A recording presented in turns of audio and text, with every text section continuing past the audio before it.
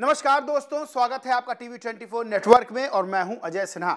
उत्तर प्रदेश की राजनीति में एक बहुत बड़ा सवाल खड़ा हो रहा है। सवाल 2027 के विधानसभा चुनाव उत्तर प्रदेश में जो होने हैं उसको लेकर खड़ा हो रहा है।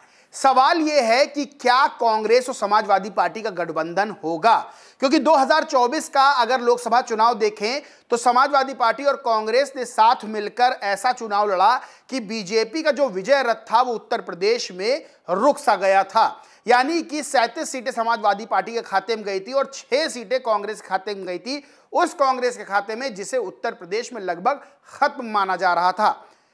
बीजेपी को तगड़ा झटका लगता है और इंडिया अलायंस उत्तर प्रदेश में बीजेपी से ज्यादा सीटें हासिल कर लेता है, यानी कि टोटल 43 सीटें। अब यह बात होने लगी कि इंडिया अलायंस ने कमाल कर दिया है लोकसभा चुनाव में उत्तर प्रदेश की अगर बात की जाए, और 2027 में बीजेपी इंडिया अलायंस को रोकने में दिक्कतों का सामना करेगी। लेकिन इस बीच कुछ ऐसे बयान सामने आ रहे हैं, ऐसी खबरें सामने आ रही हैं जिसने सीधे तौर पर जो इंडिया अलायंस है उस पर ग्रहण लगा दिया है और सवाल खड़े होने लगे हैं कि क्या 2027 के चुनाव से पहले इंडिया अलायंस टूट जाएगा। क्योंकि कई राज्यों में इस तरह की खबरें आई, इस तरह की तस्वीर सामने आई जब इंडिया अलायंस टूटता हुआ नजर आया है। लोकसभा चुनाव में भी आपको पता होगा कि पश्चिम बंगाल में किस तरह से ममता बनर्जी ने हाथ खींच लिया था और कहा था हम इंडिया अलायंस के साथ जरूर हैं, लेकिन हम कोई भी सीट इंडिया अलायंस के राजनीतिक दल से, यानी यूं कहें कि कांग्रेस से शेयर नहीं करेंगे। और हुआ क्या कि टीएमसी और कांग्रेस आमने सामने लड़ती हुई नजर आई थी। अब उत्तर प्रदेश की बात करें या उससे पहले अन्य राज्यों की बात करें, आप मध्य प्रदेश को देखिए, आप हरियाणा का चुनाव देखिए, आप जम्मू कश्मीर का चुनाव देखिए। इंडिया अलायंस या यूं कहें समाजवादी पार्टी को हर जगह कांग्रेस से कथित तौर पर झटका मिलता हुआ नजर आया।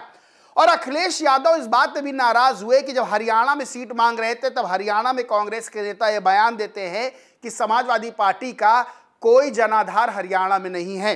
मध्य प्रदेश में भी अखिलेश सीट मांगते रह गए लेकिन उन्हें सीट नहीं मिली। जम्मू कश्मीर में भी नेशनल कॉन्फ्रेंस और कांग्रेस साथ मिलकर लड़ी लेकिन समाजवादी पार्टी को कोई भाव नहीं दिया गया।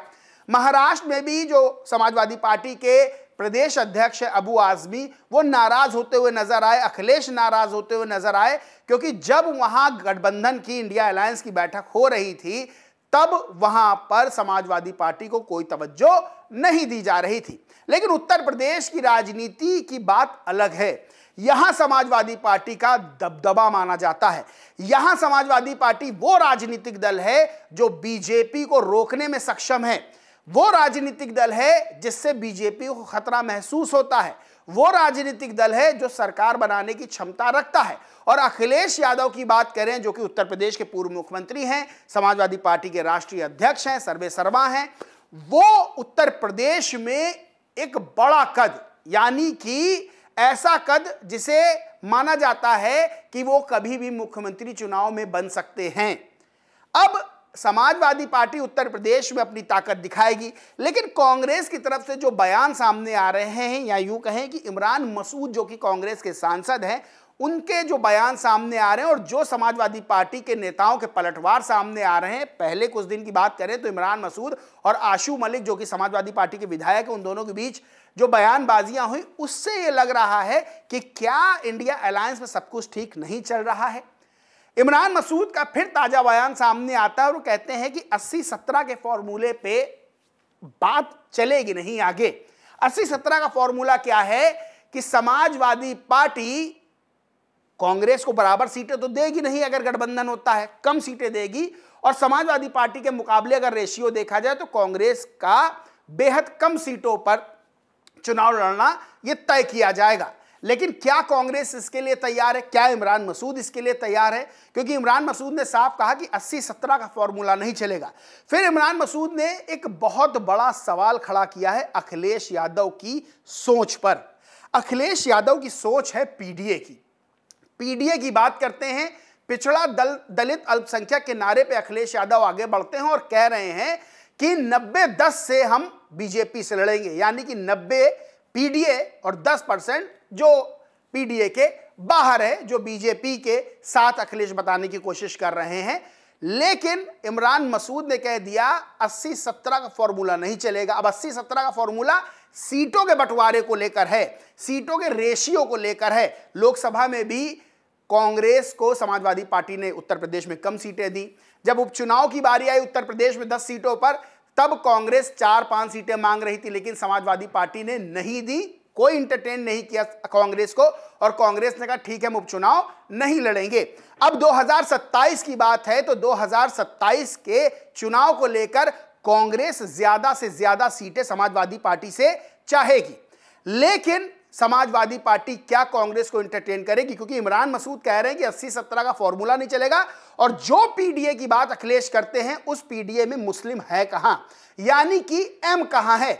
और इमरान मसूद ने यहां तक कहा कि हमें मुसलमान क्यों नहीं कहा जाता, हमें अल्पसंख्यक क्यों कहा जाता है। बड़ा सवाल इमरान मसूद ने खड़ा किया है। और इमरान मसूद ने एक और चीज कही है कि हम किसी की बैसाखी से नहीं जीते हैं, बल्कि हम जीते हैं प्रियंका गांधी और राहुल गांधी की वजह से। अब कांग्रेस को किसी बैसाखी की जरूरत नहीं है।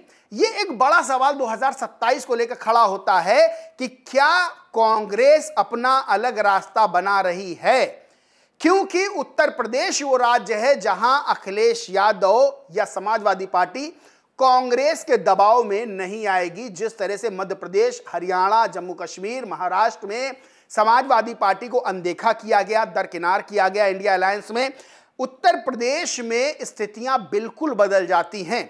और अगर इमरान मसूद कांग्रेस सांसद होकर इस तरह का बयान देते तो जाहिर सी बात है स्वतंत्र रूप से तो उनका यह बयान नहीं होगा, क्योंकि वो इतने बड़े पद पर हैं, कांग्रेस के बड़े नेता हैं, तो जाहिर सी बात है कहीं ना कहीं से उनको हरी झंडी मिली हुई है। समाजवादी पार्टी ने भी निशाना साधा इमरान मसूद के बयान को लेकर। समाजवादी पार्टी के सांसद हैं, उन्होंने बयान दिया है। उन्होंने कहा है, वीरेंद्र सिंह जो कि सपा के सांसद है, उन्होंने कहा कि इमरान की हैसियत नहीं कि वो सीटों पर बयान दें, इमरान की धमकी से सपा को फर्क नहीं पड़ेगा, इमरान कितने मजबूत हैं वो खुद जानते हैं। यानी कि ये बयान सीधे तौर पर यह बता रहा है कि इमरान मसूद के बयान को लेकर समाजवादी पार्टी नाराज तो है, लेकिन अभी तक समाजवादी पार्टी की तरफ से कोई ऐसा बयान नहीं आया है, भले ही उनके सांसद, सपा के सांसद इमरान मसूद के बयान का पलटवार कर रहे हैं। उत्तर प्रदेश में कांग्रेस अपना रास्ता बनाना चाहती है, क्योंकि जो उसको 6 सीटें लोकसभा चुनाव मिली है, एक बात तय है कि कांग्रेस इरादे बड़े बुलंद करके आगे बढ़ रही है। और समाजवादी पार्टी ऐसी है जो ये बात जानती है कि कांग्रेस को ज्यादा सीटें देना यानी खतरे की घंटी खुद होगी, और ज्यादा उत्तर प्रदेश में समाजवादी पार्टी एंटरटेन कांग्रेस को नहीं करेगी। अब यहां सीटों का जब मसला फंसेगा, जब बातचीत होगी, क्योंकि अभी जो तस्वीर है वो ये है कि इंडिया अलायंस 2027 में चुनाव लड़ेगा, लेकिन जैसे ही सीटों के बंटवारे की बात होगी तो कहते हैं रहीमन धागा प्रेम का मत तोड़ो चटकाए, चटक गए हो तो ना जुड़े, जुड़े गांठ पड़ जाए।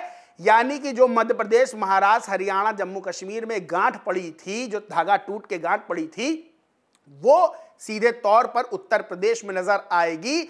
और अखिलेश यादव कांग्रेस या कांग्रेस के किसी नेता को सीट बंटवारे को लेकर एंटरटेन नहीं करेंगे, और कांग्रेस चाहती है कि वो अपनी जमीन, खोई हुई जमीन तैयार करे और आगे बढ़े। तो सीधे तौर पर सवाल यही खड़े हो रहे हैं कि क्या 2027 में ये गठबंधन होगा, क्योंकि बयानबाजियां जिस तरह से चल रही हैं वो सीधे बता रही हैं कि इस बयानबाजियों की वजह से कुछ ना कुछ खटपट सामने आ सकती है। और जो पुराने जख्म हैं, जो कि समाजवादी पार्टी और अखिलेश यादव को दूसरे राज्यों के चुनावों में कथित तौर पर कांग्रेस से मिले थे, वो बातें भी निकलकर सामने आ सकती हैं। और अखिलेश यादव कई मौकों पर बीजेपी के साथ कांग्रेस को घेरने का काम कर चुके हैं। बहरहाल आगे क्या होता है ये तो बात की बात है, ये देखा जाएगा। लेकिन जो बयानबाजियां चल रही हैं कांग्रेस के इमरान मसूद और समाजवादी पार्टी की जो नेता है उनकी तरफ से जो पलटवार हो रहा है वो बेहद दिलचस्प है। उसने एक नए समीकरण को उत्तर प्रदेश की राजनीति में पैदा करने का काम किया है।